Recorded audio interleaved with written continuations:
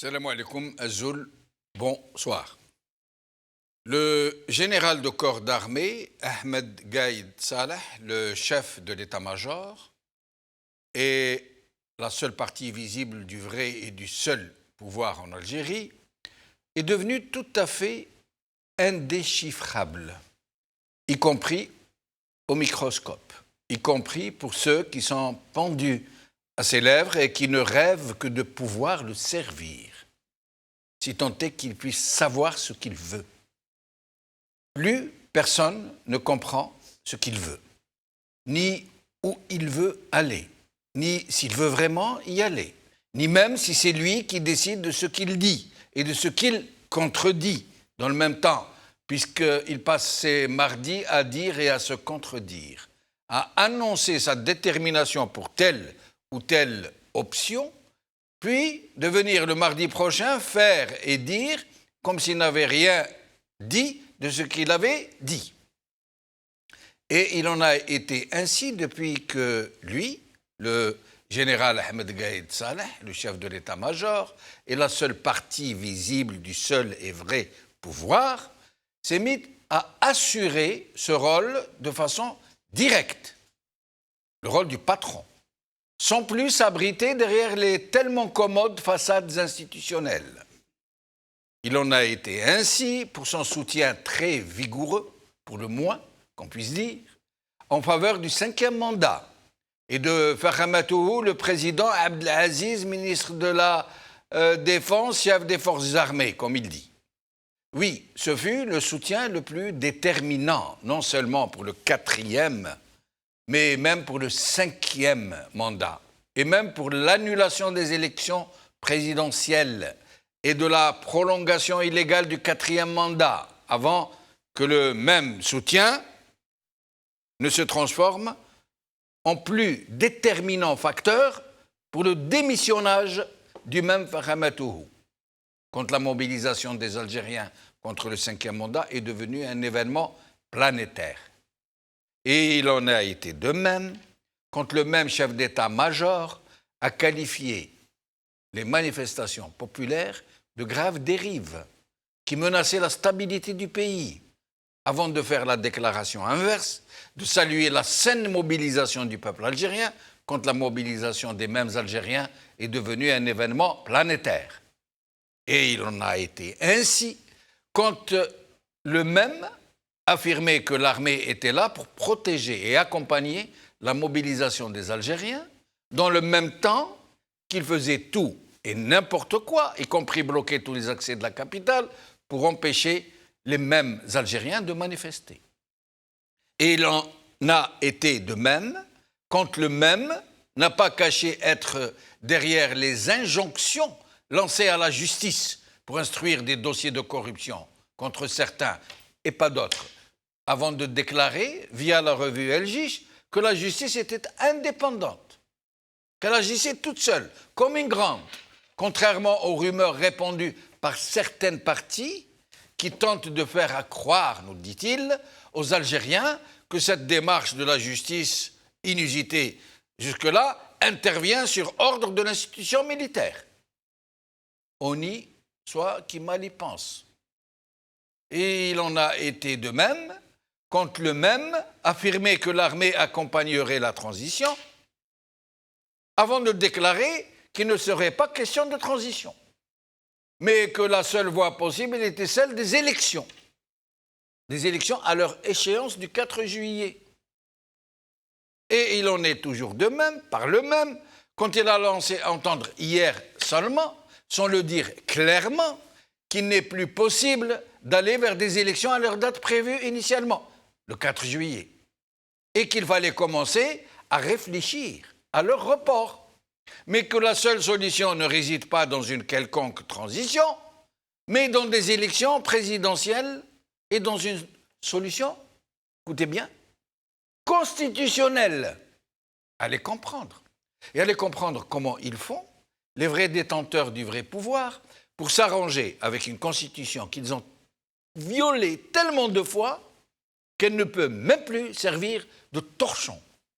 Ils nous la brandissent comme si elle était parole de Coran.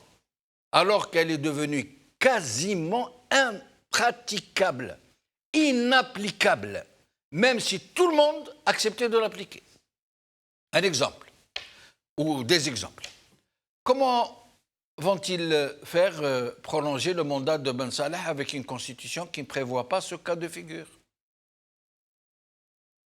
Comment et par qui vont-ils décider de la date des élections présidentielles? Qui va convoquer le corps électoral? Qui va nommer le nouveau gouvernement? Qui va nommer la nouvelle instance de surveillance des élections? Qui va épurer le fichier électoral, sachant que le régime lui-même a reconnu que des millions d'inscrits indus y figuraient. Et je passe sur de nombreuses autres situations et procédures qui ne sont pas prévues par ce pauvre machin qui est devenu la constitution sur mesure du régime. Et en attendant d'autres développements de cette hallucinante fuite en avant, d'un régime qui ne sait plus où donner de la tête, d'un régime qui ne mérite même pas d'être à la tête d'un tel peuple. En attendant des jours meilleurs, bonjour la jungle en folie.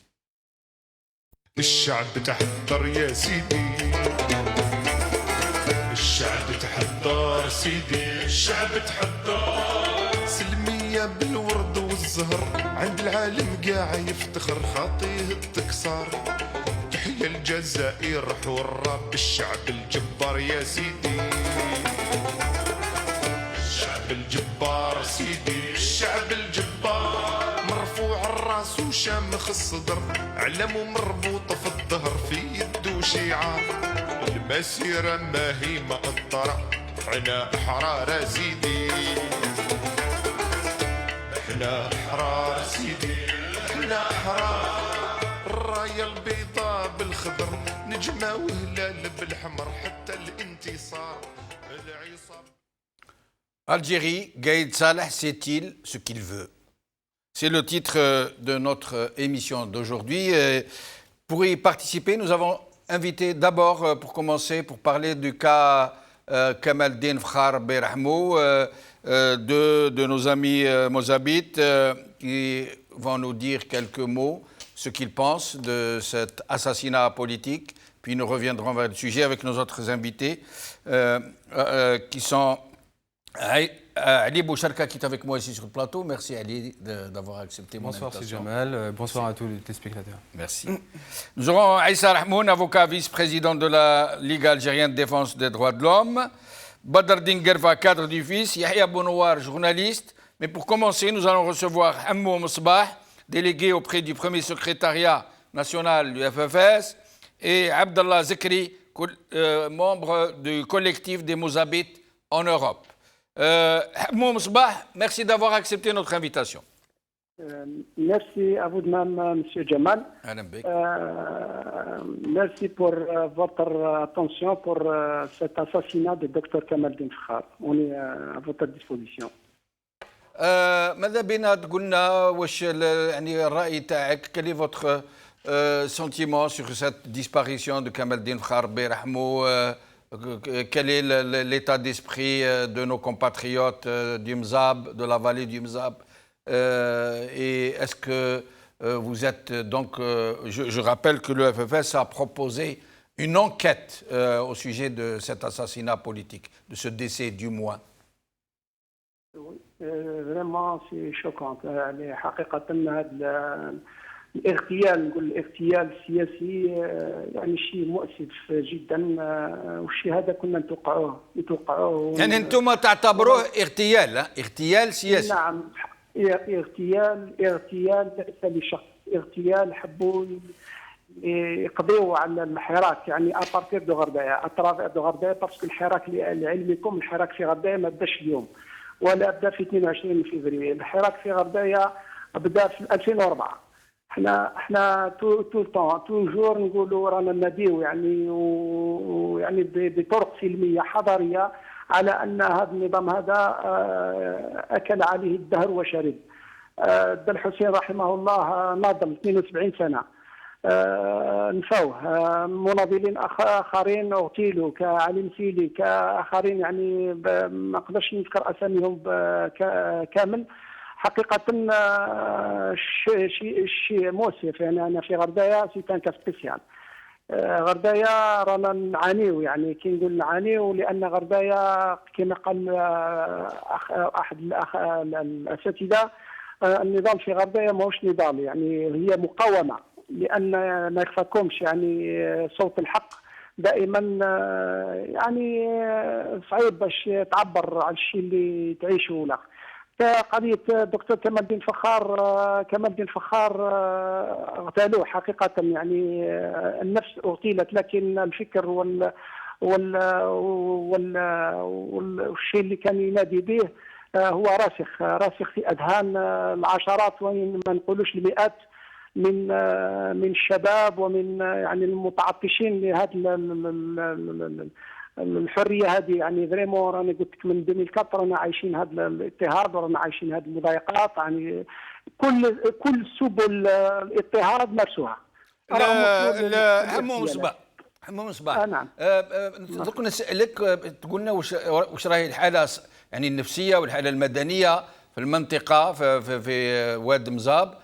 بس قبل هذا نشوفوا بعض الصور تاع مظاهرات وقعت البارح واليوم، نشوفوا. بن سلام كريمينال. بن سلام بن سلام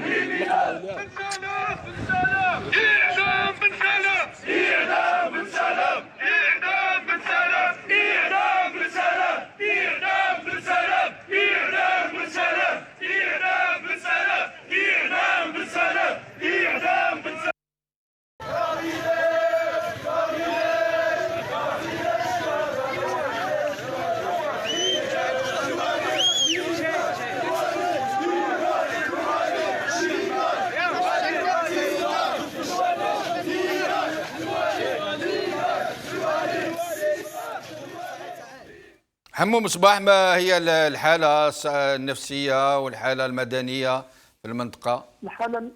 الحالة النفسية مع رمضان الكل يعني متأثر بهذه الاغتيال، ما نقولش المفاجئ، الاغتيال ممنهج يعني كما قال الاخر يعني كان مبرمج. يعني حقيقه نقول لكم يعني فريمون واحد ما يقدرش يعبر يعني عن ما كانش واحد يتوقع انه يتصل بهم الحماقه نتاعهم ولا يوصلوا للجرم نتاع القتل. يعني فريمون واش نقول لك، يعني غابت كل الاخر. انا عندي حاجه لازم ناكد عليها.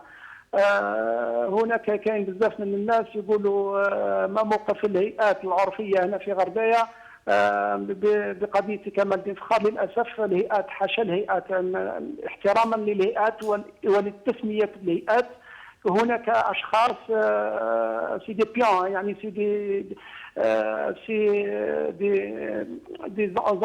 دي جون انفلتري، يعني هما رجال النظام يمثلوا، يعني تلقاهم في الهيئات ويهضروا باسم الهيئات واحتراما للهيئات هذه يعني قداسه الهيئات هذه نقولوا لهم بركات. ولكن سي حمو مصباح، نعم، لافاس طلب يعني انكيت نعم. حقيقه انا دوموندي اون انكيت باسكو واش علمنا يعني من على يعني اللي كان يزوروه يعني الاستاذ المحامي دبوز، يعني في الايام الاخيره قال يعني راه اون كوما، والكوما هذا تسبب له لان كمال الدين فخار ما يخفاكمش في 2015 حتى 2017 مده سنتين هو في السجن. مارس هذا الاضراب عن الطعام لمده 109 ايام. ما كمال الدين فخار ماشي انسان عادي، يعني كمال الدين فخار طبيب يعرف يعني الحدود نتاع الاضراب عن الطعام وين يوصل والاخر. اليوم كي تقولوا لي كمال الدين فخار بعد 55 يوم من الاضراب انه يعني توفي، اكيد هناك شبهه في الوفاه نتاعو، لانه كمال الدين فخار كما قلت لك ماهوش انسان عادي اللي يعني يوصل روحه باش يموت يعني بالاضراب عن الطعام. وزايد على هذا طبيب ويعرف كل. ولكن التحقيق سي حمو مصباح، التحقيق يعني باش نهضروا الامور بصفه يعني صريحه، يعني تطلبوا تحقيق من طرف العداله. انتم على بالكم باللي العداله هذه تمشي بالتليفون، وما كانش اللي يعرف هذه القضيه قد بني مزاب اللي تظلموا من طرف هذه العداله لدرجه اللي ما تتصورش. بارك الله فيك. نحن هنا في غردايه لا نثق لا في العداله ولا في التقارير الطبيه، يعني وكان يديروا له هنا يعني تشريح طبي هنا اكيد انه يكون منحاز لطرف. لهذا نحن نطالب بتشريع طبي يكون اور ولايه، ما نقولش اور ولايه يعني على مستوى العاصمه، ولا ولما لا اؤكد على هذه العباره هذه. افاد يعني المختصين سواء من الصليب الاحمر او من الهلال الاحمر لاخذ العينه ويعني التحقيق حول هذه الوفاه المشبوهه. شكرا همو مصباح، بارك الله فيك على المشاركه. معنا عبد الله زكري، président du collectif des Mozabites en Europe. Abdallah Zikri, merci d'avoir accepté notre invitation. Je vous remercie de m'avoir contacté pour que je puisse m'exprimer en tant que président du collectif des Mozabites en Europe. Je précise, l'association déclarée officiellement en préfecture avec naturellement les objets, la poursuite de tout individu portant atteinte aux Zébadites de France, d'Algérie d'ailleurs. Très bien. Alors, d'abord, votre sentiment sur ce décès. Est-ce que vous qualifiez comme beaucoup d'observateurs cette disparition de Kamal Din Kharbi Rahmou d'assassinat politique? D'abord, mon sentiment, c'est un sentiment d'écœurement et de dégoût et de haine à l'égard de ceux qui ont commis ce crime, parce que pour moi, c'est un crime. Comme on l'a dit, M. Fakhreddin, Allah yarhamou, c'est un médecin. Et un médecin connaît la limite d'une grève de la faim. Un médecin ne se laisse pas mourir. C'est les autorités de la wilaya. Et je vois dans les manifestations qu'il y a à Ardaya, d'après les communications que j'ai eues hier, les renseignements que j'ai eus, tout le monde cible le procureur général Ben Salem qui est connu, un ancien du fils, qui a été relevé de sa fonction 2-3 fois, qui a été replacé par un ministre parce que des liens personnels entre les deux, et qui a foutu à Ardaya une pagaille immense en montant les uns contre les autres, les Zébadites et les autres frères, les uns contre les autres, les Malikites, et monsieur, naturellement, il se pavane, et avec la complicité de Mishri, le wali de Ghardaya. Ils ont créé un État dans l'État. Les Mozabites, c'est devenu, ils vivaient dans une république coloniale, c'est-à-dire ils ont créé une petite république coloniale. Monsieur Fakhar, c'est un militant de la démocratie des droits de l'homme. Déjà à l'époque, on l'a injustement accusé d'être un agent du Maroc et d'Israël. Vous vous rendez compte? Monsieur Fakhar a été mis par l'index, par M. Slel, le Premier ministre. Il a livré à la vindicte populaire. Il a passé 2 ans en prison pour délit d'opinion. Alors là, nous ne sommes pas du tout, nous, sur la même longueur d'onde. Nous demandons immédiatement le départ du Wali et des procureurs de la République. Non seulement leur départ, mais qu'ils soient jugés. Naturellement, même s'il y a des gens qui ne font pas confiance à la justice, j'en fais partie pour certains, mais en tout cas, ils doivent être arrêtés et jugés par rapport à ce qu'ils ont commis à Ghardaya. La dilapidation des biens, la corruption et puis la hogra. Mais Abdallah Zikri, la région a déjà, la vallée du Mzab, connu jusque-là pour le grand pacifisme qui est régné, pour le civisme de très grande qualité, pour cette convivialité que distingue tous les habitants de cette région, a été plongée dans l'indicible il y a quelques années par des mains expertes en termes de subversion pour monter les communautés les unes contre les autres, notamment les Ibadites contre les Malikites, les Ibadites qui se trouvent être des Berbères contre les Malikites qui se trouvent être des Arabes, et cela a produit un véritable carnage, une dévastation, une tragédie sans nom. Et vous ne pensez pas qu'aujourd'hui sont en train, les mêmes mains expertes, en train de vouloir refaire les mêmes laboratoires, les mêmes expériences, monter les communautés les unes contre les autres, les dresser les unes contre les autres, pour faire oublier justement les objectifs de la mobilisation citoyenne générale au niveau de tout le pays? Écoutez, je vais répondre à votre question, mais je vais vous donner quelque chose qui va vous éclairer. Quand les événements ont débuté dans le pays le mois de février, dans la capitale Alger, Oran, Annaba, Constantinople, etc., il y a eu bizarrement des communiqués le soir à Ardaya pour dire aux Mozabites, tenez-vous bien, si vous sortez manifester contre le pouvoir, vous allez vous faire tuer par les Arabes.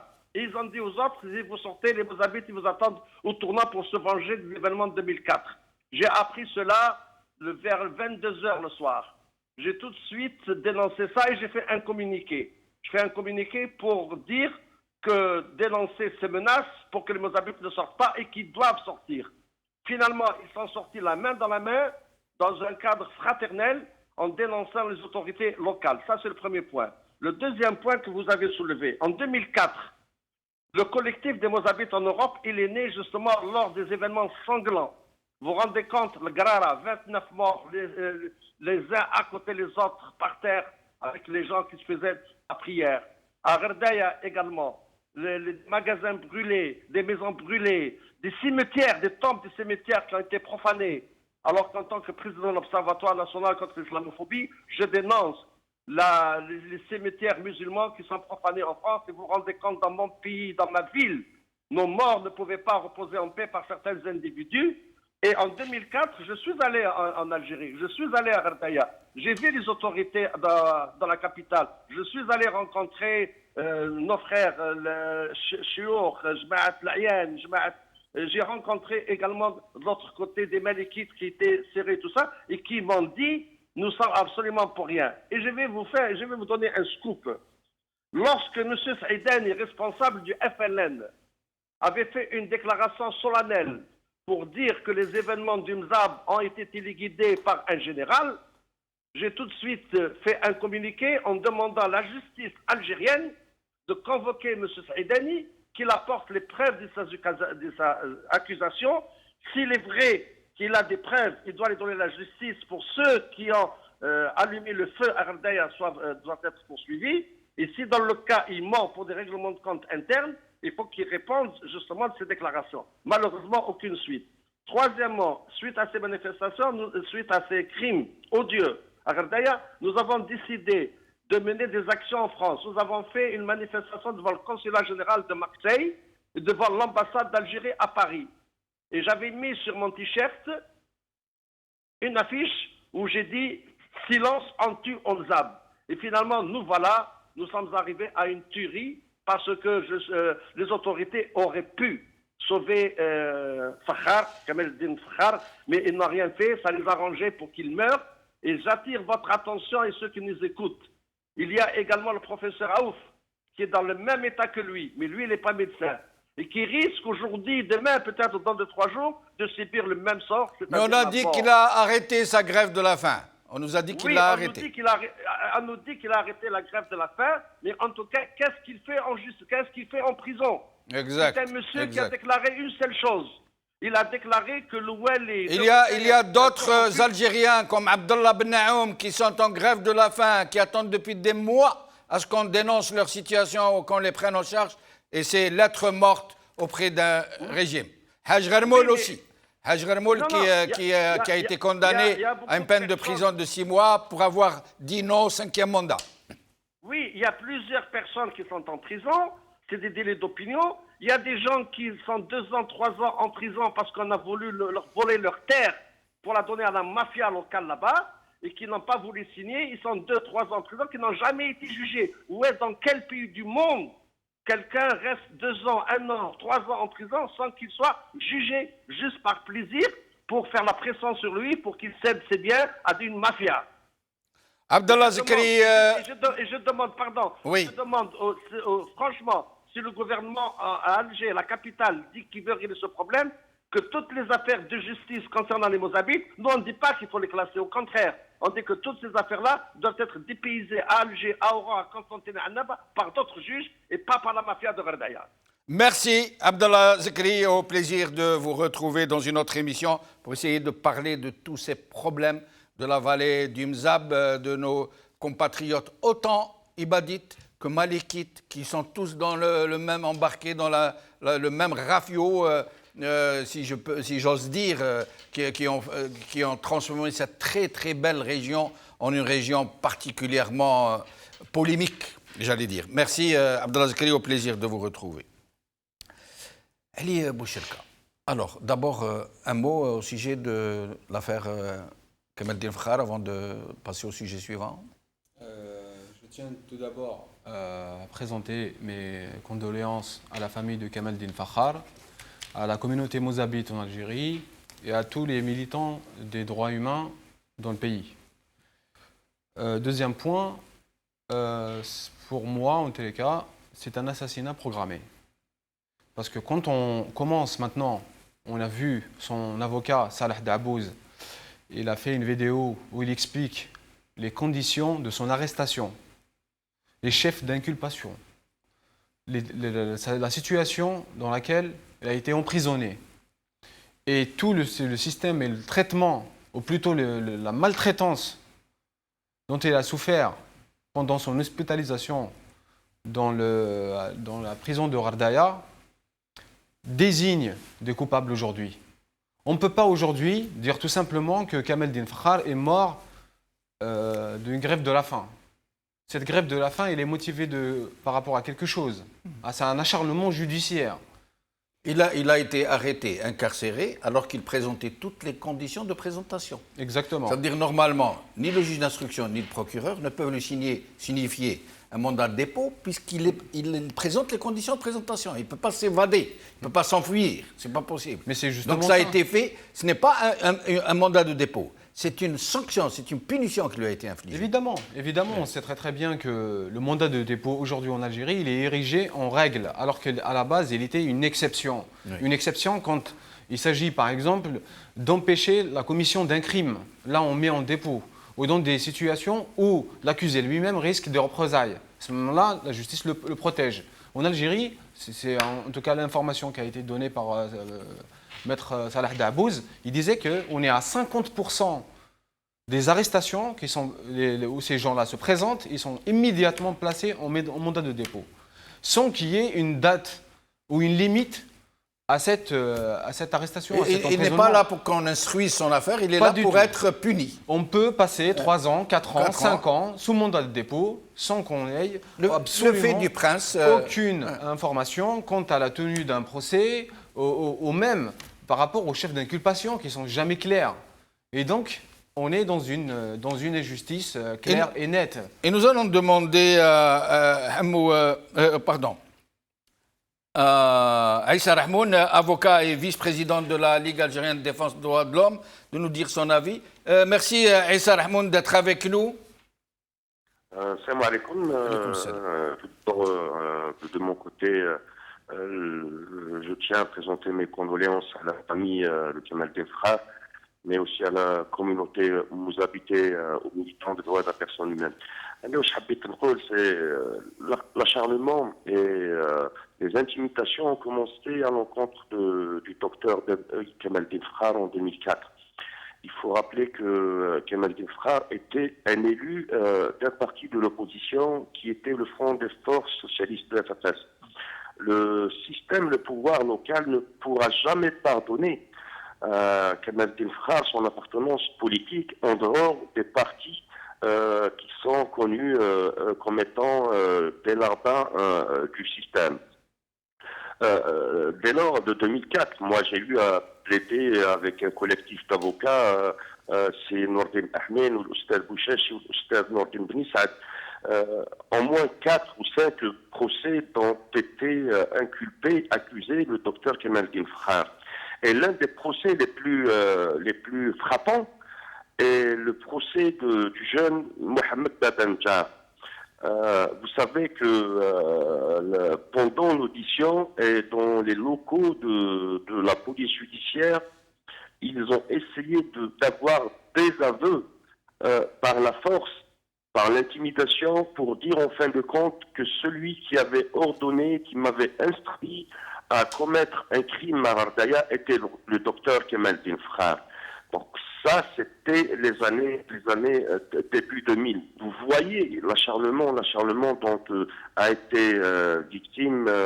Oui, mais justement, Aïssa Rahmoun, pour cette fois-ci, et pour justement essayer de comprendre un peu ce qu'est un mandat de dépôt. Cet énième mandat de dépôt contre Kamel El-Din Fakhar qui avait dit à Salah Dabbous, jamais je n'accepterai de revenir en prison, j'en ai marre, je n'en peux plus. Le mandat de dépôt, il est censé mettre quelqu'un en dépôt, c'est le mettre à l'abri, éventuellement de toute corruption de la vérité, de toute approche par d'autres partis, etc., pour pouvoir le juger à charge et à décharge.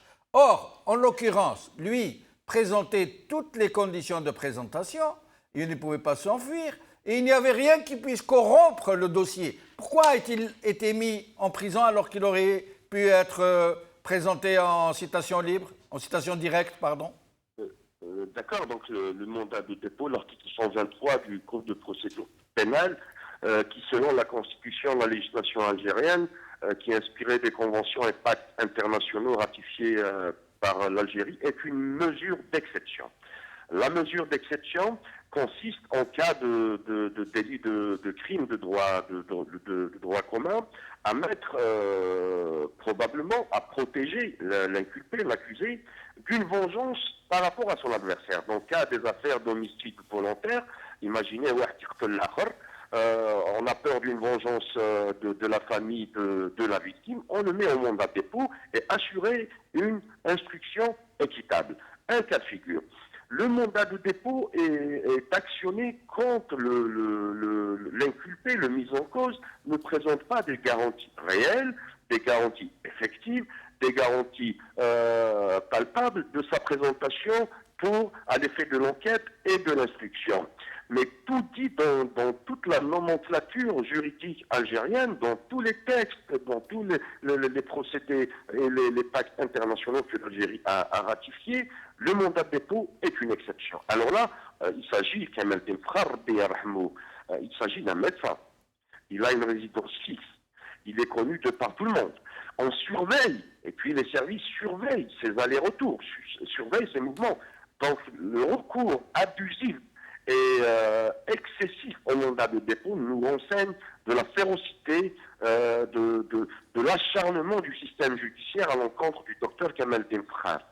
Alors, est-ce à dire que la mesure du mandat de dépôt a été sortie de son cadre réel, juridique, de son esprit, pour devenir un instrument de répression, de punition, de châtiment contre des gens qu'on veut réduire? Je vous dis, Jamal, tous les dispositifs, tous les mécanismes de loi contenus dans le code pénal qui ont trait à l'atteinte de la souveraineté nationale, au territoire national, à constituer, etc., etc. Tous ces textes que le code pénal a réservé des peines assez lourdes, je dirais que c'est des peines politiques. Même le recours au mandat de dépôt est une mesure prise politiquement, que c'est je dirais, dicté par la volonté politique de mettre Kamel El-Din Fakhar en détention préventive, en mandat de dépôt. Donc c'est clair que Kamel El-Din Fakhar, il ne fallait pas que les militants des droits de l'homme, que les militants politiques du MVAD, de cette vallée, ô combien trop belle, s'impliquent dans la révolution qui est aussi ô combien trop belle. Restez avec nous, Aïssa Rahmoun. Je reviens à vous pour le deuxième sujet. Badr El-Din Guerfa est avec nous. Merci d'avoir accepté notre invitation, Badr El-Din Guerfa. C'est moi qui vous remercie, si j'ai mal dit. Merci. Alors, Badr El-Din Guerfa, d'abord un mot au sujet de la disparition Kamel El-Din Fakhar Berahmou. D'abord, je présente mes condoléances à sa famille, à la communauté mozabite et à tous les militants algériens. Qu'est-ce que j'ai à dire? Bon, je suis triste, mais je ne suis pas surpris. Ce n'est pas le premier assassinat. C'est comme ça que ce régime se comporte avec les militants. À Malte, il n'y a pas longtemps, il y en a d'autres, dans les années 90. Le docteur Kamel El-Din, Rabbi Yarhamou, Rabbi Yarzouk Ahlou, Sabr ou Silwan. Mais la révolution pacifique continue malgré ça. Nous resterons unis. Ils n'arriveront pas à faire quoi que ce soit. Les Algériens, ils sont unis. Inch'Allah. le sacre final à l'état de droit. Restez avec nous, Badardine Gerfa. Je reviens à vous dans un instant pour le deuxième sujet. Yahya Bonouar est avec nous. Yahya Bonouar est journaliste, et avec nous au téléphone. Merci Yahya d'être avec nous. Merci de votre invitation. Merci. Alors, Yahya, vous avez très bien connu Kamal Din Fakhar vous-même. Vous l'avez souvent rencontré, discuté avec lui. Qu'est-ce que vous pensez de cette tragique disparition? Oui, on a milité ensemble sur le terrain en Algérie, notamment dans le sud, et y compris à Ghardaya. C'est un homme entier, avec des convictions qu'on peut partager en partie ou en totalité, mais qui ne renonçait jamais à ses convictions. Et c'est cette fermeté dans la conviction qui a fait de lui une cible de ce régime, qui s'est acharné sur lui depuis très longtemps et qui a fini par l'assassiner parce que c'est un assassinat politique. Depuis plusieurs jours, son avocat et sa famille alertaient sur son état de santé. Ils l'ont gardé dans l'infirmerie de la prison, alors que s'il l'avait emmené dans un hôpital il y a une semaine ou 15 jours, on n'en serait pas là. Il a dit lui-même que sa mort était programmée, et je le crois, parce que c'est quelqu'un de lucide, et il savait à qui il a affaire, il connaissait très bien ce régime pour en avoir été victime. Ils lui ont fait payer en 2015, quand le DRS a mis le feu à la région d'Umzab. Vous vous en souvenez, ils l'ont emprisonné 2 ans, alors que c'est eux qui avaient tout organisé. Et au bout du compte, ils ont fini par l'avoir. Mais l'histoire a voulu qu'ils auraient aimé l'assassiner il y a longtemps. Et bien, l'histoire fait que ça devient une icône de cette belle révolution pacifique, qu'il repose en paix. Et l'histoire rattrapera tout ça. Il restera, lui, comme une icône, et ils disparaîtront tous dans les poubelles de l'histoire. Ce sont des criminels. Ils ont tué des gens par milliers, par dizaines de milliers, par centaines de milliers. Restez avec nous, Yahya Bonouar. Je reviens à vous dans un moment. Ali Bouchrika, vous vouliez dire quelque chose Oui, si vous permettez, c'est Jamel, c'est que maintenant, c'est vrai que là, on est encore sous le choc, mais à un moment donné, il faut qu'on fasse aussi ce travail. C'est lui de préciser les responsabilités, de définir les responsabilités. Si les gens qui aujourd'hui sont responsables du meurtre de Kamal Din Fakhar, on ne peut pas les juger aujourd'hui par la justice algérienne, il faut définir quand même ses responsabilités et archiver. Parce que Kamal Din Fakhar, son parcours et son combat, c'était un symbole. Et l'on a fait même de sa mort, de son sacrifice suprême, véritablement un message. Celui où il a réussi à mettre à nu, pour ceux qui restent encore à s'en douter du caractère autoritaire de ce régime. Donc aujourd'hui, plus que jamais, on est face à un pouvoir autoritaire. Il revient à tout le monde de prendre conscience qu'en Algérie, on peut être emprisonné pour délit d'opinion. En Algérie, on peut être tué. Des militants meurent dans les prisons de la République. Ouais. Et en Algérie, il y a encore une justice qui marche au téléphone. Et donc, d'après vous, on doit faire en sorte de garder ce cas à côté pour le jour où il y aura une vraie justice, pour pouvoir rendre justice à ceux qui... Parce que ça m'étonnerait que cette justice-là, aux ordres, puisse faire ce travail sur cet assassinat. Il y a eu beaucoup d'autres d'ailleurs. Mais au moins, ce travail d'archivage, de définir les responsabilités, qui a fait quoi, de retracer les antécédents, pourquoi il a été mis au défense. C'est à qui de le faire. C'est les militants des droits humains, c'est des avocats, des gens du domaine qui savent très bien des dossiers de constituer des pour dossiers le jour où nous aurons une vraie justice. Ce jour-là, tout le monde va être justiciable et dans les règles du jeu. Mais il n'est pas question aujourd'hui que ce crime reste impuni comme tant d'autres. Très bien. Je vous remercie pour cette très belle proposition et j'espère qu'il en sera tenu compte par tous nos militants. Mais pour en revenir au sujet de M. Gaïd Salah, on en parlait avant l'émission. Oui. Vous comme moi, on n'y comprenait plus rien. Et d'ailleurs, on s'est dit bien malin celui qui pourrait nous expliquer. C'est pas qu'ils disent ou qu'ils fassent une chose et son contraire, c'est plus que ça, c'est en profondeur. Il a dit oui, pour le 5e mandat, il a menacé ceux qui s'opposaient. Je parle de M. Gates. Puis alors, c'est lui-même qui démissionne, parce qu'il y a eu la pression populaire, il faut dire. Hein. Il dit, avant, il dit, oui, il a défendu bec et ongle l'invalidation des élections, la prolongation du 4e mandat et la convocation de la conférence nationale pour ensuite convoquer l'article 102. Il met en prison des gens qui étaient dans son propre clan. Il dit, il n'a pas dit cette révolution, il a dit cette pagaille, cette crise, a été faite par des mains étrangères pour déstabiliser l'Algérie. Puis il dit non, nous, c'est une mobilisation saine qu'on va soutenir, qu'on va accompagner. Il dit oui pour une transition, puis il dit non à la transition. Il dit oui pour les élections au 4 juillet, coûte que coûte. Puis maintenant, il est en train de dire non, il faut penser au report. Vous y comprenez quelque chose ?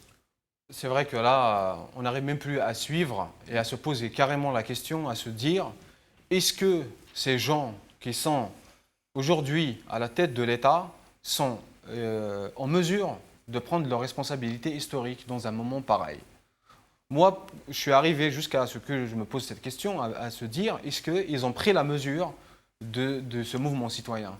Est-ce qu'ils ont pris la mesure d'une responsabilité d'État?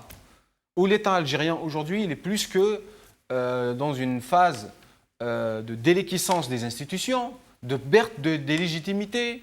Mais est-ce qu'ils ne sont pas tout simplement en panique et qu'ils essayent de gagner du temps alors que le temps joue contre eux? En fait, ils sont en train de perdre du temps. Moi, je pense que la première chose qu'on peut dire, ce serait déjà l'incompétence flagrante. Ça, c'est un premier point. Incompétent en tout. C'est de l'incompétence flagrante. Ils ne savent rien faire. Il ne s'agit même plus de commenter ces contradictions et ces volte-face à maintes reprises répétées, et d'autant plus encore, il viendrait la fameuse hachia pour venir le bendir, comment dire, alors que c'est un tissu d'incohérence totale. Ça, c'est un premier point. Deuxième point, je pense que le commandement militaire aujourd'hui, il a grillé ses cartes et il se trouve aujourd'hui en absence d'un cap politique. Ils savent plus quoi proposer. Est-ce que réellement, comme le pensent la plupart des gens, est-ce que c'est réellement le seul pouvoir? Et M. Gaïd Saleh, est-il réellement le vrai chef du seul pouvoir, ou est-il dans une dynamique collégiale? Moi, personnellement, je pense qu'en Algérie, on ne gouverne pas par personne. C'est des institutions, sont toujours plus fortes. Institutions, c'est pas un peu trop noble pour ce genre entre guillemets, on va dire, le collectif est toujours plus fort que les individus. Ça a été toujours des gestions collégiales, entre eux. Donc c'est une affaire de clan. Et le commandement militaire... Le clan convient mieux qu'institution. C'est plus clan d'ailleurs. Et on a toutes les caractéristiques d'un clan, l'opacité, l'absence de transparence, les pratiques, la mentalité. Donc on y est. Je pense que Gaïd Salah, il est dans un rôle de porte-parole. Donc c'est un porte-parole d'un clan. Mais ce clan, il ne sait pas où il va. Et ça résume quelque chose, c'est que moi je pense qu'aujourd'hui, ils sont arrivés à une telle perdition à l'intérieur que je pense qu'il y a des conflits à l'intérieur. Ils n'arrivent pas à dégager une ligne claire. Donc, des forces qui il y a des tiraillements à l'intérieur. Parfois, j'ai l'impression que, en tout cas dans ces discours et dans des communiqués, on sent clairement qu'il y a deux lignes. Il y a une ligne dure, celle qui menace, celle qui intimide, celle qui instrumentalise et monte des procès en traîtrise. Et la semaine d'après, il y a toute une ligne beaucoup plus ouverte en disant négociation, les demandes sont légitimes, qui reconnaît le Hirak, et qu'aujourd'hui, on doit mettre toutes les forces dans le sens de la négociation pour sortir de cette crise. Et qu'on doit aujourd'hui être à la mesure des responsabilités. Je pense que voilà les deux lignes qui très vrai. Alors, je reviens à Issa Rahmoun. Issa Rahmoun, c'est quoi cette histoire? On dirait du Dr Jekyll and Mr Hyde. Issa Rahmoun? Oui, je n'ai pas compris, Ami Jamal. Je vous ai dit, on dirait du Dr Jekyll et Mr Hyde. Cette schizophrénie dans la prise de décision politique, une fois oui, une fois non, une fois noir, une fois blanc, une fois les élections, une fois non, pas les élections. La transition, on va l'accompagner. Non, pas de transition du tout. Les élections 4 juillet, on n'en démord pas. Puis là, non, c'est plus possible, les élections du 4 juillet, vous pensez à autre chose. C'est quoi? Qu'est-ce qui se passe au sein de ce régime? Je pense qu'il faut arriver à hauteur, et là je pose la question par quelle piste, par quelle grille de lecture on doit entreprendre cette anticipation politique. dans les messages du chef de Gaïd Salah. Il y a 4 cas de figure, à mon avis. Le premier cas de figure, il y a une volonté réelle de gagner du temps par rapport au dossier très lourd de la dilapidation de l'économie nationale. Et là, gagner du temps pour protéger une partie de cette oligarchie qui s'est accaparée des richesses du pays.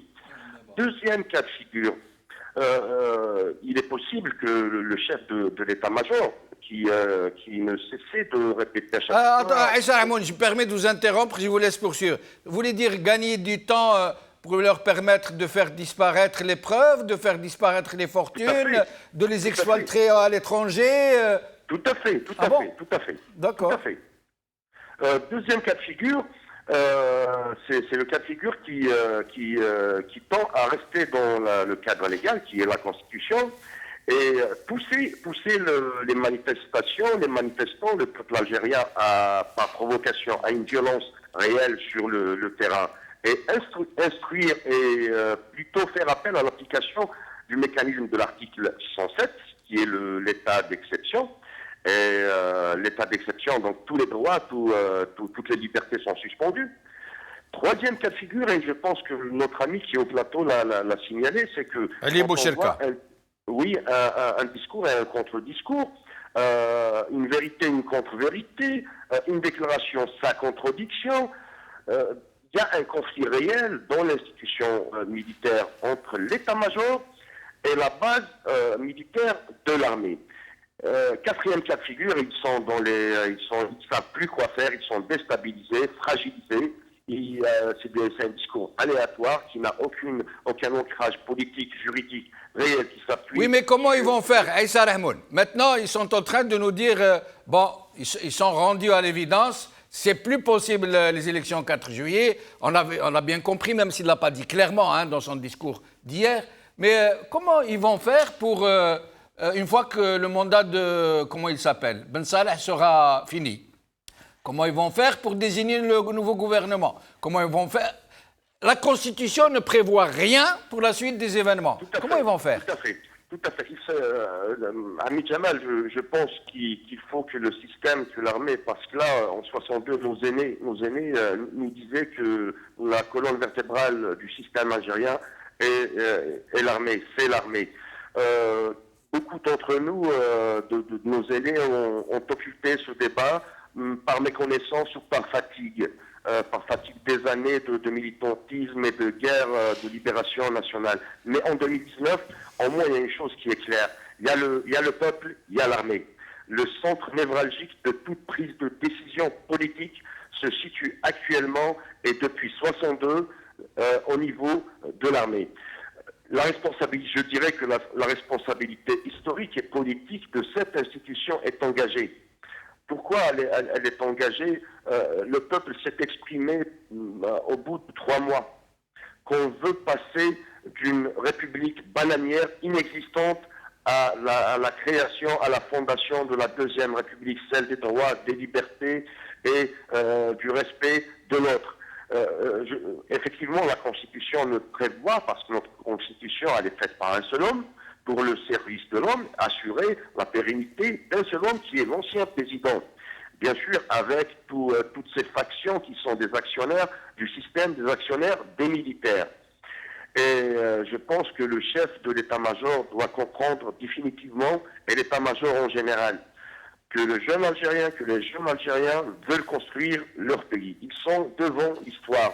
C'est ce que j'ai dit avant-hier, où je ne me rappelle plus, à l'occasion d'une rencontre avec des amis et des journalistes. Le chef de l'état-major, il a 2 choix. Soit de sortir par la petite porte de l'histoire, soit de rentrer par la grande porte de l'histoire et engager le pays vers la démocratie, vers un état de droit. Mais légalement, est-ce qu'il peut se le permettre légalement? La Constitution ne lui donne pas cette prérogative de décider de quoi que ce soit, même si dans les faits, il a tous les pouvoirs entre les mains.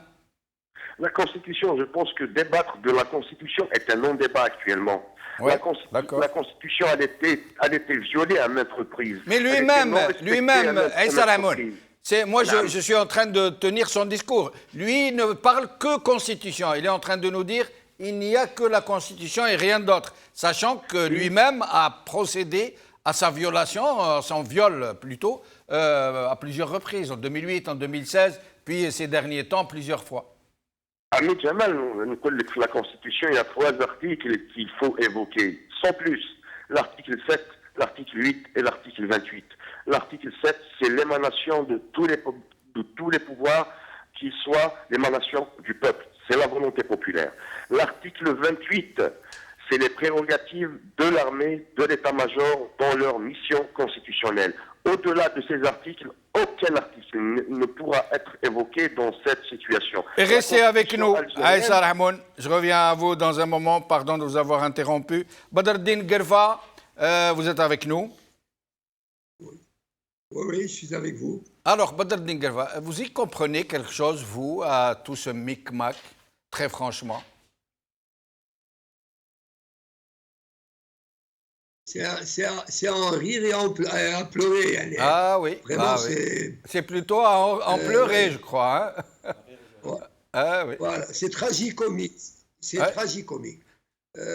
On a l'impression, enfin, c'est pas une impression, c'est quand Gaïd Salah dit que l'Algérie est en crise, j'ai l'impression, enfin, c'est pas l'impression, c'est une réalité, c'est eux-mêmes qui sont en crise. L'Algérie, à ce moment-là, elle est très belle, elle est en verve, je dirais. C'est un rêve qui se réalise. Il y a des millions d'Algériens qui sont là, dans un tableau multicolore extraordinaire. Je dirais que même, peut-être Picasso n'aurait pas pu dire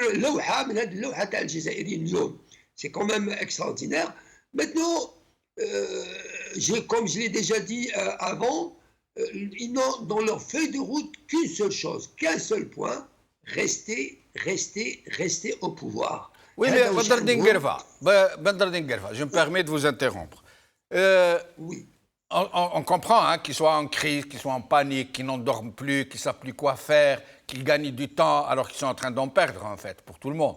Il n'y a pas de doute là-dessus, on le sent, on le voit. Il n'y a qu'à voir leur discours. Une fois il dit noir, une fois il dit blanc. Le problème, est-ce que... Parce qu'à côté, ils ne sont pas en train de dormir. À côté, ils sont en train de mener des actions de subversion. Ils sont en train de pratiquer ce qu'on appelle de la contre-révolution. Mais tous les jours, avec tous les moyens, avec beaucoup d'argent, avec beaucoup de serviteurs, de chiétines, de baltagia, de foukzabines, de gens qui traitent les gens de harki. Est-ce que vous ne pensez pas qu'il y a un péril dans la demeure et qu'il risque peut-être, à Dieu ne plaise, de décourager les gens, de les inciter à retourner chez eux, d'abandonner, quoi? Je suis sur le terrain, c'est vrai, quand on est sur les pages Facebook, on a l'impression que ils ont divisé les Algériens, mais le Maïdan, ça c'est autre chose. Par exemple, ce vendredi-là,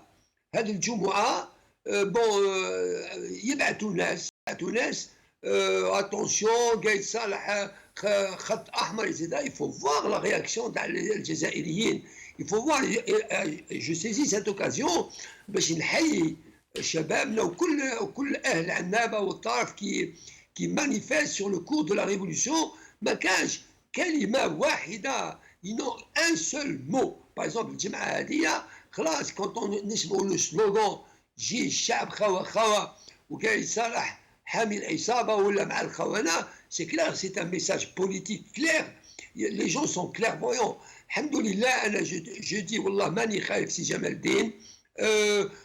قد ما طول القضيه قد ما مليحه. Je donne l'exemple تاع l'université, les étudiants راهم في تربص en stage bloqués dans le feu de l'action, et ils assimilent très très vite, ils commencent à apprendre la pratique politique, et tant que ça dure, je crois qu'on arrivera à وين الجامعه تكون هي la locomotive تاع الحراك هذا, خلاص باذن الله. Vous savez, Badreddine Guerfa, vous savez ce que m'a dit quelqu'un, un jeune, hein, pas un vieux comme vous et moi, hein, un jeune. Vous savez ce qu'il m'a dit? Parce que c'est des jeunes qui connaissent l'avenir. Nous, on ne connaît que le passé. Nous, on est périmés. Un jeune, ce qu'il m'a dit, il m'a dit quelque chose de magnifique, de formidable. Il m'a dit qu'ils fassent ce qu'ils veulent. De toutes les façons, nous, on est tranquilles, on les attend au tournant. Parce que ce qui est sûr et qu'ils ne savent pas, eux, c'est que l'Algérie ne sera plus jamais comme celle d'avant le 22 février. Plus jamais. Ils peuvent faire tout ce qu'ils veulent, mais c'est fini. Qu'est-ce que vous en pensez de cette sentence, j'allais dire? C'est tellement politique. Souvenez-vous, le 22 février, où كان رانا صحينا وبسيطوا بينا سي بروفون هذا امر عميق عاودنا رانا صحينا وبسيطوا بينا شابه رانا صحينا وبسيطوا بينا on a l'impression que الشباب هذا pendant 30 ans j'essaie de traduire en substance. Nous nous sommes réveillés et vous allez avoir affaire à nous. affaire à nous بالمباسية يعني c'est très grave. Ils le disent avec واحد la ferveur, واحد l'humilité, واحد حاجة رائعة. Donc هاد الشباب comme ils se sentent trahis par le pouvoir. يعني كأن pendant 57 ans انتم تلعبوا بينا ولا pendant 30 ans ولا pendant 20 ans.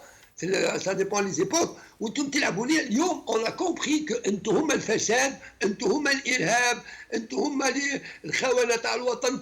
tous les mots راهم فيكم. Et ben cette fois-ci nous sauverons l'Algérie. الشباب اليوم حاب يمنع بلاده وكي يمنع بلاده يمنع مصيره. دونك شوف احنا علاش رانا خايفين؟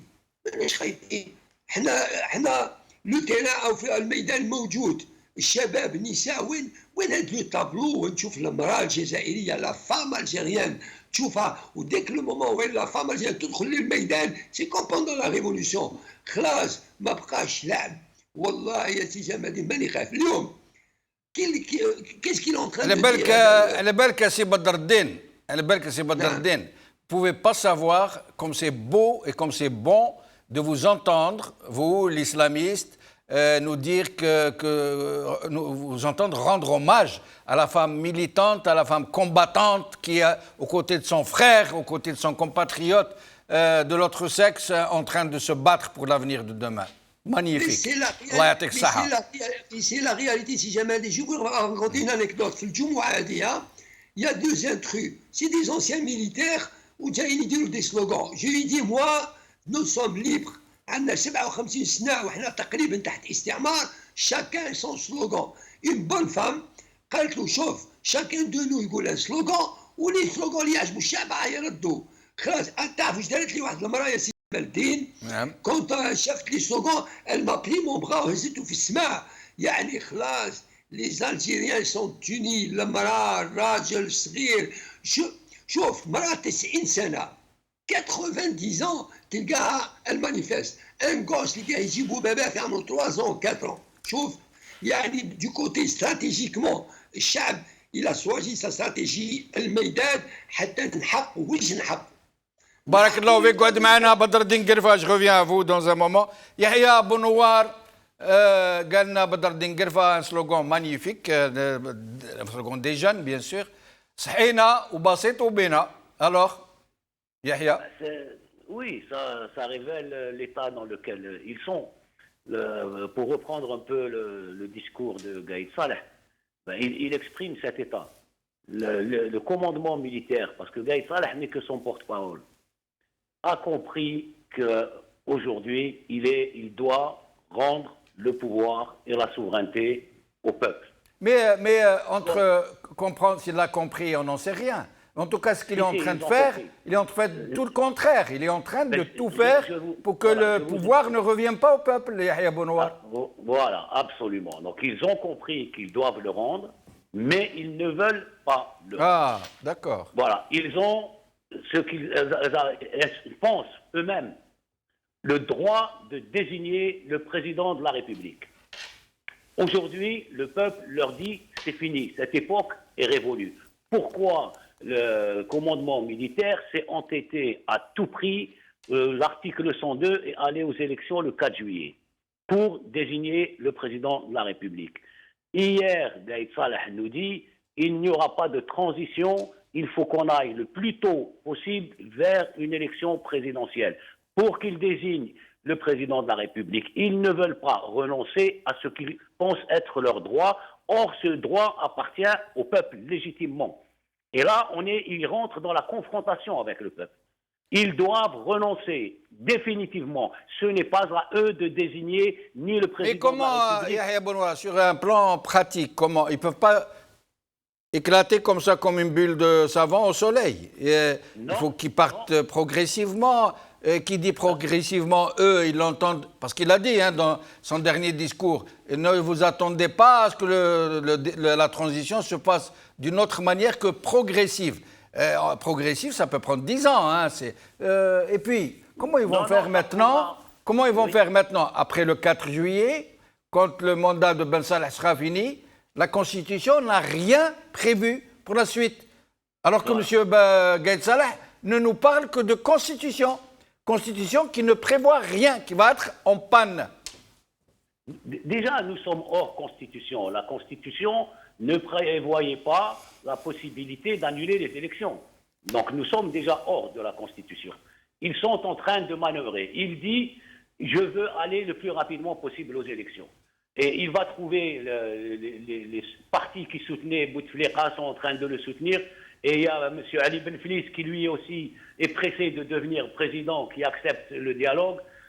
Justement, Yahya Benoît, qu'est-ce que vous en pensez de cette dernière sortie, M. Benflis, qui est d'accord pour aller aux élections, mais à des conditions qu'il dit vouloir imposer et énumérer, et le FFS qui rejette en bloc les élections, conditions ou pas conditions? Mais il a raison. Benflis veut devenir président. Parce que dans 1 an ou 2 ans, il ne pourra plus le faire. Lorsque cette jeunesse fera émerger et construira son état de droit. Il veut le devenir maintenant. La stratégie du commandement militaire recoupe sa stratégie. Il sait très bien que si dans les 6 mois, il n'est pas président, il ne le sera plus jamais. Pareil pour Mokri du MSP, qui lui vient aussi de dire qu'il va aller au dialogue. Dialoguer de quoi? Gaïd Salah a dit pas de transition démocratique, des élections le plus rapidement possible. Ils vont dialoguer de quoi? Choisir la date? De qui se moque-t-on? Le peuple veut recouvrer son droit, son pouvoir et sa souveraineté sur ce pays. Oui, mais Yahya, vous êtes en train de reprocher à des politiciens, ils valent ce qu'ils valent, moi je ne les défends pas, ils valent ce qu'ils valent, et ils pèsent ce qu'ils pèsent, et les Algériens les connaissent. Mais en tout cas, ils font des propositions. Et d'un autre côté, il n'y a pas, ces 20 millions d'Algériens qui manifestent n'ont pas de représentants. Il n'y a rien, il y a 20 millions de voix. Il n'y a personne pour porter leur contestation face à l'armée, face à l'état-major. Après 57 ans de dictature sous une forme ou sous une autre, nous devons prendre le temps. Nous avons le temps. Il n'est pas question d'aller à des élections dans 2 ou 3 mois. Qui est préparé pour ça, si ce n'est le commandement militaire? Personne. Il faut laisser le temps. Les élections, nous les ferons dans 1 an, dans 1 an et demi, dans 2 ans. Qu'on laisse émerger de la société des nouveaux leaders. Pourquoi s'empresser? Pourquoi? Oui, mais en attendant, comment faire? Laisser l'état-major continuer à diriger le pays? Absolument pas. Ça s'appelle une transition démocratique.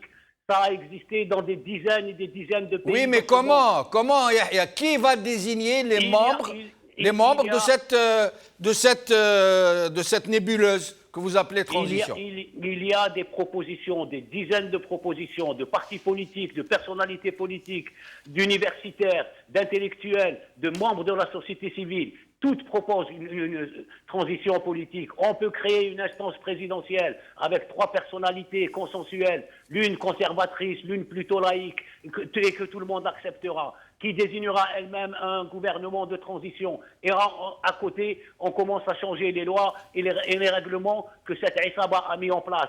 Et on ouvre le champ politique, de nouveaux partis politiques, on ouvre le champ médiatique, on ouvre le champ syndical, on ouvre le champ aux associations et on laisse la société faire émerger ses futurs dirigeants. Pourquoi imposer les anciens? Restez avec nous, Yahya. Oui. Restez avec nous, je reviens à vous dans un moment. Ali Bouchelka, attachez vos ceintures, je vais vous dire une grosse nouvelle. Selon TSA, le FLN, pourrait, c'est au conditionnel, présenter un candidat aux prochaines élections. Tremblement de terre. Voilà. Bon, sinon, passons aux choses sérieuses. J'ai pensé que vous alliez m'apprendre quelque chose de sérieux. Passons aux choses sérieuses. Alors cet imbroglio, qui de l'œuf ou de la poule est né le premier, comment ils vont... Yahya Bonouar dit des choses très sensées, et les autres invités aussi. Mais comment arriver à pouvoir aller à une transition sans pour autant qu'il y ait un mode de désignation des représentants éventuels par toutes ces tendances qui existent au sein de cette grosse mobilisation populaire? Comment est-ce que vous voyez les choses? Alors, déjà, je pense que toute cette question de déblocage de la situation nous renvoie déjà, elle est de la responsabilité la plus totale et intégrale du commandement de l'armée. Je suis venu sur le plateau la dernière fois, je vous ai expliqué que la stratégie depuis le 22 février, ça a été construite sur deux versants.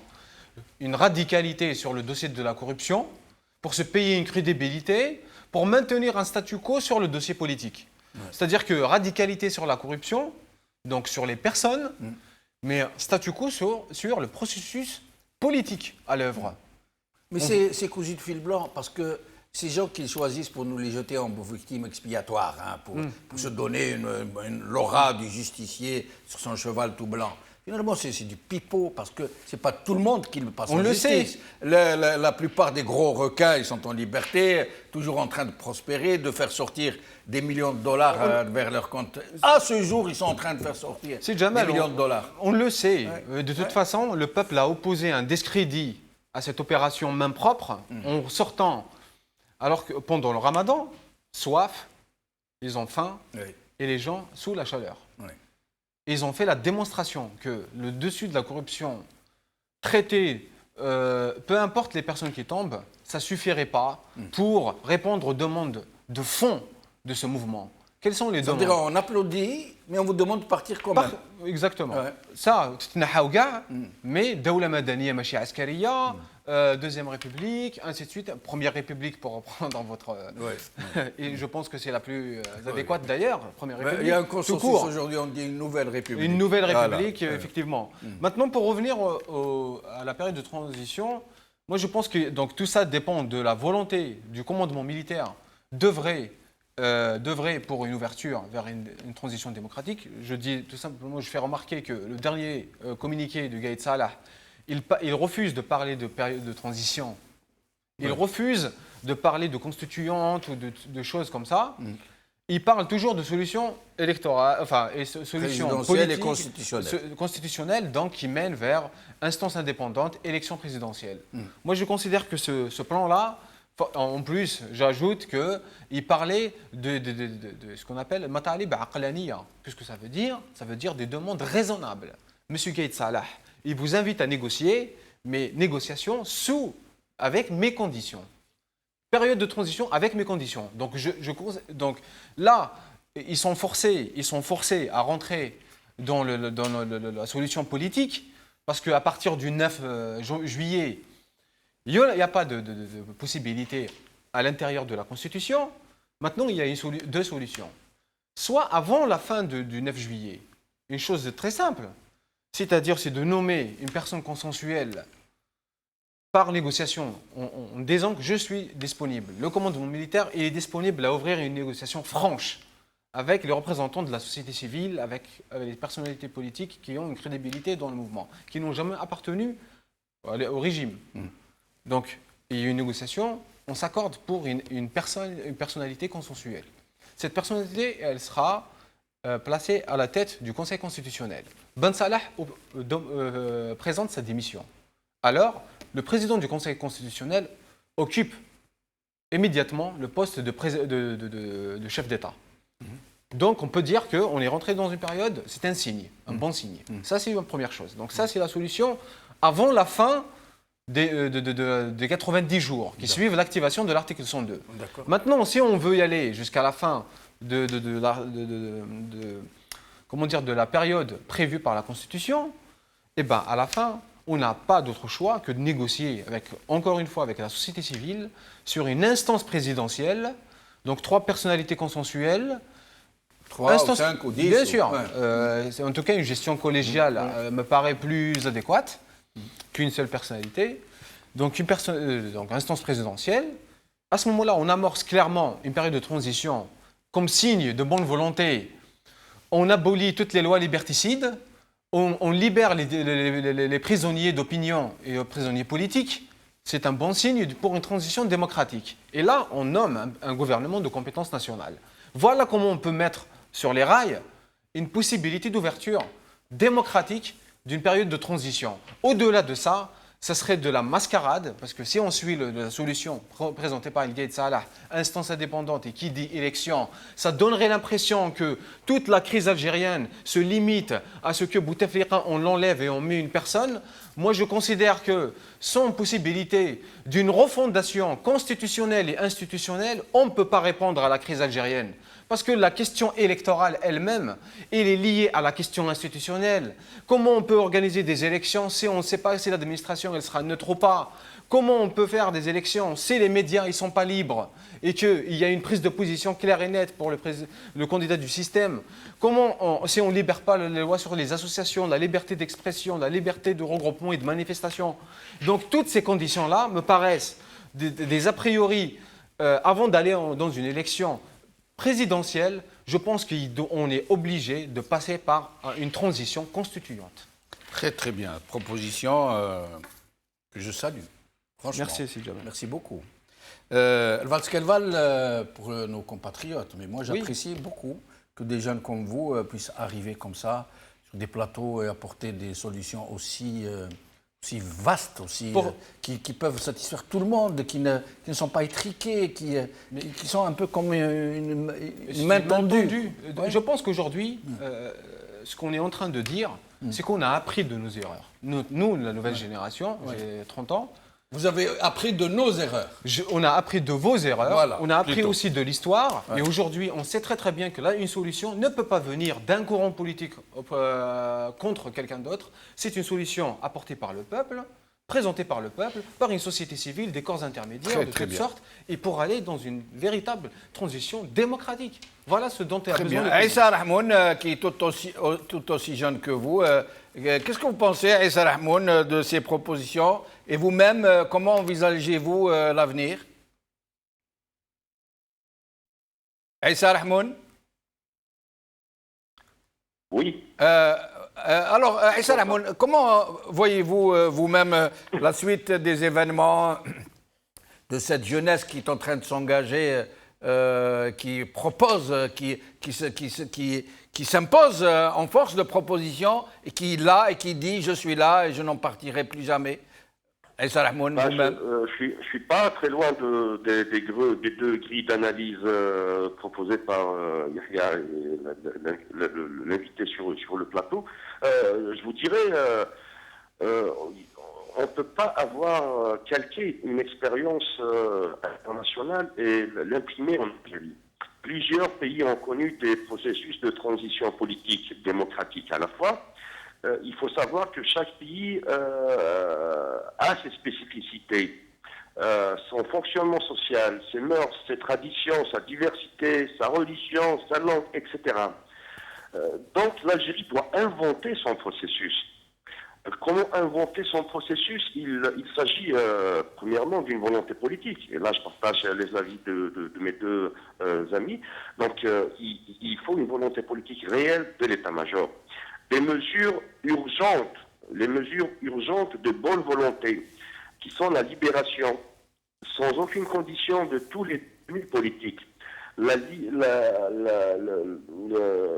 aussi les médias. Il faut savoir qu'en Algérie, on souffre de ce problème. Les médias privés lourds qui existent en Algérie ne reflètent pas réellement, n'apportent pas fidèlement, d'une manière positive et objective, ce qui se passe comme débat, comme protestation, comme message adressé au système. Mais les médias sont entre les mains de lobbies, de réseaux, de centres d'intérêt. Ce ne sont pas pas tous du moins, je ne jette pas la pierre à tous les médias, mais vous savez très bien comment ça se passe. Oui, c'est ce que je disais. Dans les mesures d'urgence d'accompagnement d'une transition démocratique, il y a des préalables. Ces préalables sont des mécanismes, des instruments politiques par lesquels une véritable transition horizontale peut se passer en Algérie.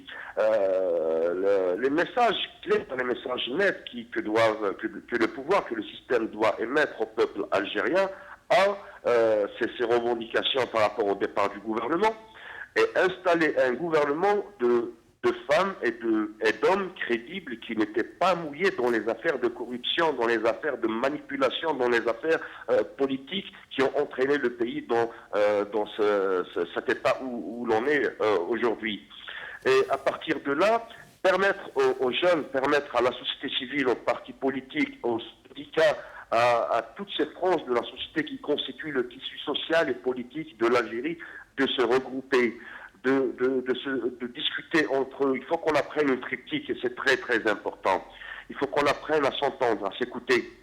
Il faut qu'on apprenne à se comprendre mutuellement et par la suite entreprendre. C'est ça le processus transitionnel qu'on doit imaginer. Et merci Issa Rahmoun, je me permets de vous interrompre. Malheureusement, j'ai mal distribué le temps d'intervention.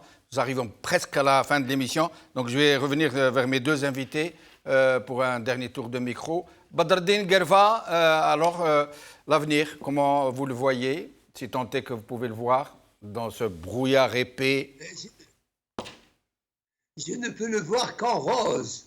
Je suis très optimiste. Génial. Je suis tout à fait d'accord avec les analystes, les invités comme Yahya Bounoir ou l'invité comme في studio. Ali Boucherka, oui, Issa Rahmoun. Que je salue entre Moulay Sabah. On n'est pas pressé. علاش on veut nous يزربونا؟ لا ما نزربوش. احنا 57 ans والجزائر في هذه الديكتاتوريات. Pour arriver à l'état de droit, هذا دولة القانون اللي حابين نوصلوا لها.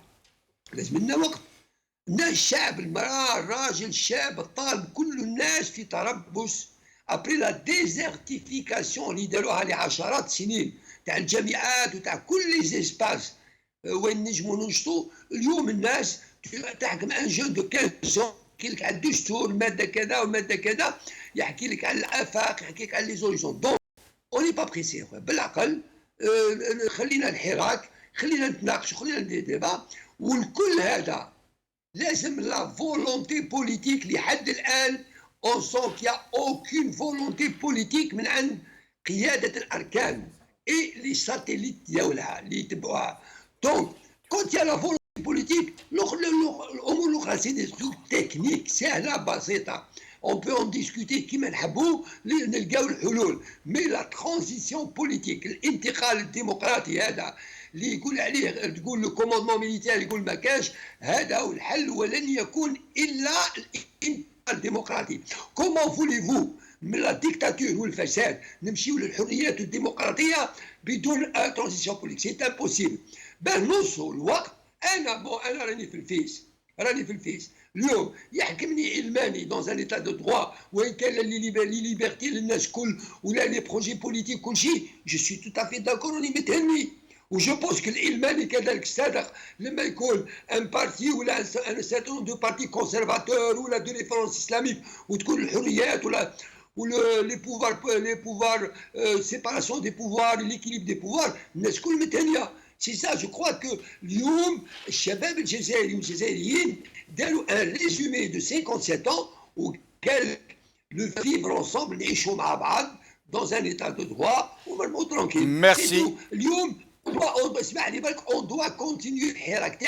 C'est la seule stratégie payante. Le mur, il est en face de nous. Il y a des fissures. On continue. Le mur là, il roح ومن بعد نرحمها ربي نبنيو بلادنا كما يحبها بلادنا ونديروا راينا قالوا الشباب. Merci Badreddine Guerfa. Le mur est en face de nous. On continue, mais on doit le démolir d'abord, ce mur, pour pouvoir continuer. Yahya Bounouar, le mot de la fin. Comment voyez-vous la suite des événements? Moi, je suis optimiste. Quand on voit cette belle révolution, magnifique révolution, avec ces jeunes, ces beaux sourires, la présence des femmes qui est un garant de succès et de réussite, je pense qu'ils vont s'entêter, ils vont manœuvrer, ils le font depuis 3 mois, mais au bout du compte, ils partiront et cette nouvelle génération construira ce qu'ils ont échoué à faire depuis 57 ans. Il faut rester, il faut occuper les rues, occuper les espaces publics, dialoguer, discuter dans les universités, partout dans les cafés, en famille. Il faut s'emparer de la chose publique, s'emparer de la politique et ne plus jamais s'arrêter. Voilà. Mais je suis très, très optimiste. Mais merci pour votre optimisme, Yahya, pour votre militantisme. Yatek Saha. Ali Boucherka de Barras, 15 secondes. Non, 30, allez. 30 secondes. Soyons généreux. Soyons fous. Soyons fous. Juste pour dire que c'est un mouvement d'espoir qui est là. L'avenir, il peut pas. En tout cas, ce qu'on se dit, c'est que ça ne peut pas être pire qu'avant le 22 février. Ouais. Aujourd'hui, on a ouvert une page nouvelle. L'exemple de la période qui arrive, il est porté par aussi, je veux rendre un vibrant hommage à nos étudiants qui sortent tous les mardis et qui portent à bras-le-corps cette révolution. À la fin, on peut dire une chose, c'est que cette volonté politique dont dépend toute la suite de cette révolution, soit elle sera énoncée, soit elle sera arrachée. Très très bien, mais comme vous venez de mettre le doigt sur un sujet vraiment magnifique, j'allais dire, celui des étudiants, de la mobilisation des étudiants, on va encore se permettre de voler une émission à 1 minute à la régie. Les étudiants, moi je suis en admiration devant cette formidable mobilisation. Il est sorti d'on ne sait où, des universités dont on avait dit, moi-même j'avais dit, qu'elle était morte, enterrée, et là qui nous montre qu'elle est plus vivante que jamais. On a sous-estimé en fait, philosophiquement parlant, la jeunesse, elle est naturellement et intimement liée à l'idée de la liberté. Oui. Aujourd'hui, cette jeunesse, elle ne veut plus choisir entre le chômage ou le haraga. Oui. Elle ne veut plus ce mur-là en face d'elle. Soit c'est une contrainte, soit il va mourir à petit feu par le chômage, ou il va mourir à petit feu dans le haraga tous les jours en Occident. Oui. Donc aujourd'hui, ils sont en train de construire une coordination nationale des étudiants en Algérie. Ils sont en train de se nationaliser. Au même moment qu'ils ont fait ce processus constituant, en même temps, ils sortent tous les mardis, ils en prennent plein la gueule. Mardi, même jour que Gaïda, ils sortent tous les mardis, c'est comme ça qu'ils lancent en fait le signal pour le vendredi. Et donc, organisation, mobilisation, activisme, réflexion, table ronde, moi je leur tire chapeau. Ils ont du souci à se faire, les gens du régime. Bassa ou Bina.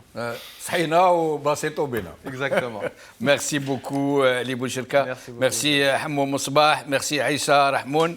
Merci, Abdullah Zikri. Merci, Badreddine Guerfa. Merci, Yahya Bounouar. Il a manqué une femme au moins dans cet aréopage. Inch'Allah, une autre fois. En tout cas, merci de nous avoir suivis. Khawa la khair, wa saha sahurkum, wa bislama.